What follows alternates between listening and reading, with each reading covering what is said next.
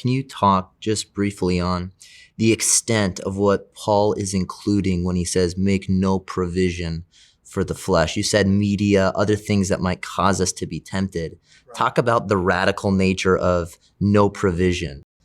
Right. First of all, we need to be careful about that. Why? Because some people say, okay, I'll make no provision for the flesh, and that's true.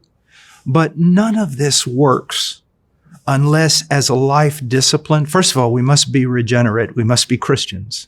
You know, you can fight sin. I know lost people who fight sin, and they're not very successful.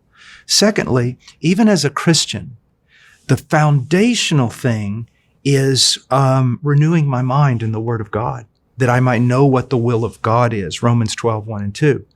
So in that's the foundation. Now, this thing of making no provision of the flesh for the flesh is not just media, computers, being with someone that I'm attracted to in a certain circumstance that make both of us vulnerable, but it's also, and I find this to be one of the most important things, it's that bad company corrupts good morals. When I was in college, people said, you know, that I grew really fast. And there was a reason for it. It wasn't that I was special. God surrounded me with other college students that were godly. I was in a church where righteousness was preached.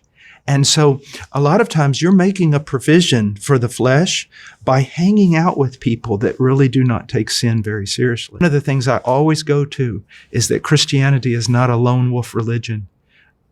If I am surrounded by godly men or someone surrounded by godly women, a young lady, that's what we have to have.